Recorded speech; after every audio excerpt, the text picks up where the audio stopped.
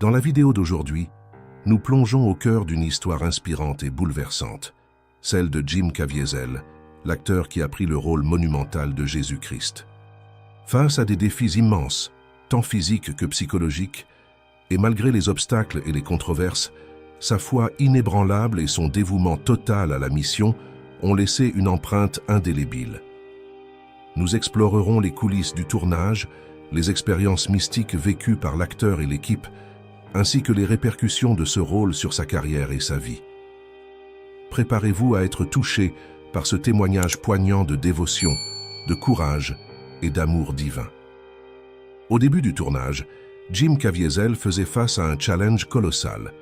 On lui demandait d'endosser le rôle le plus vénéré de notre histoire, celui du Sauveur, Jésus-Christ. Pleinement conscient de l'énorme charge que cela représentait, il était poussé par une force intérieure à transmettre ce puissant message de rédemption et d'amour. Son engagement envers ce dessein était inébranlable. Il ne voyait pas seulement ce rôle comme une simple performance, mais comme une vocation divine à honorer entièrement. Durant les prises, il éprouvait une connexion intime avec le Christ, percevant la profondeur de son amour incommensurable pour tous. La réalisation du film a été empreinte d'une intensité sans précédent. Jim Caviezel a traversé des épreuves tant physiques que mentales d'une grande rigueur. Chaque jour, il passait 8 heures en maquillage, commençant à 2 heures du matin pour finir à 10 heures. Cette préparation exhaustive l'épuisait, le privant de repos, et ce n'était que le début des challenges sur le plateau. Lors de la séquence de la flagellation, il a été accidentellement fouetté à 2 reprises. En dépit de la souffrance et des traumatismes, il se sentait porté par une force spirituelle, l'aidant à persévérer dans ces instants de grande détresse. La représentation de la crucifixion a été d'une rigueur inouïe.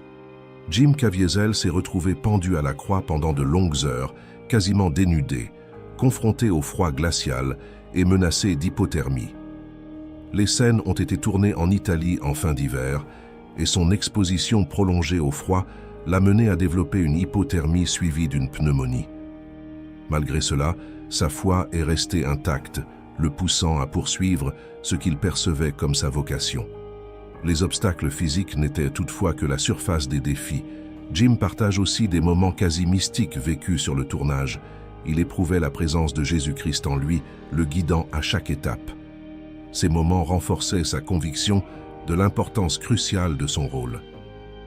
La dévotion de Jim Caviezel au film l'a conduit à insister pour que, lors de la scène finale, la présence de Jésus soit incarnée par l'Eucharistie. Grâce à l'intervention d'un prêtre, une hostie consacrée a été introduite sur le plateau, de manière à ce que l'éclat dans les yeux de Jim reflète la présence divine de Jésus auprès des spectateurs. C'était une manifestation palpable de l'amour céleste du Christ. Jim souhaitait que, plutôt que de le voir lui, les spectateurs perçoivent Jésus à travers lui, car c'est de cette façon que les cœurs peuvent être touchés et convertis. Des phénomènes singuliers ont marqué le tournage.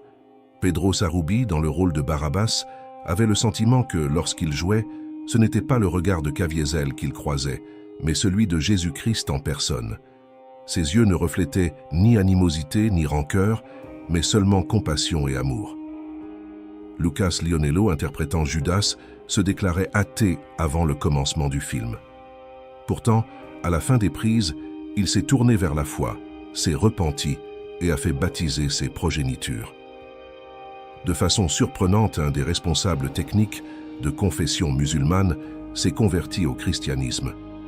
Certains membres de l'équipe rapportent même avoir aperçu des individus vêtus de blanc prodiguant des conseils, avant de disparaître mystérieusement après les scènes.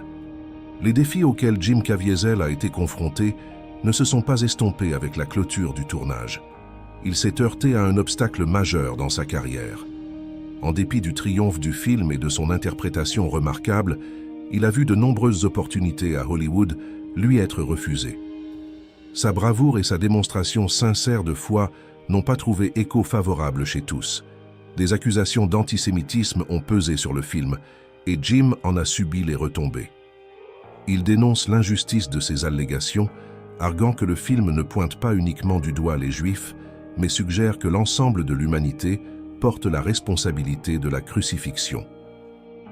En dépit des répercussions néfastes sur sa trajectoire professionnelle, Jim Caviezel n'a jamais eu de remords quant à sa décision. Il a discerné que sa participation à ce film dépassait la simple prouesse artistique. C'était une chance inestimable de mettre en lumière la vérité de l'Évangile et d'affermir sa dévotion à Dieu. L'histoire de Jim Caviezel nous interpelle, nous invitant à introspecter sur la profondeur de notre foi et notre engagement. Il nous encourage à transcender les obstacles, à percevoir la quintessence de marcher fidèlement aux côtés de notre Seigneur Jésus-Christ, même lorsque le monde semble nous tourner le dos. Mes frères et sœurs, l'exemple de Jim Caviezel nous appelle à être des ambassadeurs audacieux de notre foi, à embrasser l'Évangile dans sa totalité. Son expérience profonde avec Jésus, sa passion sans faille pour diffuser le message d'amour divin et de compassion du Seigneur peuvent en nous inspirer. Implorons pour ceux qui, avec bravoure et sincérité, portent l'Évangile au monde, pour qu'ils soient toujours enveloppés de la grâce divine, illuminant le monde de l'amour et de la lumière du Seigneur. Puissent leurs histoires toucher les cœurs et guider les âmes vers la conversion et l'espérance.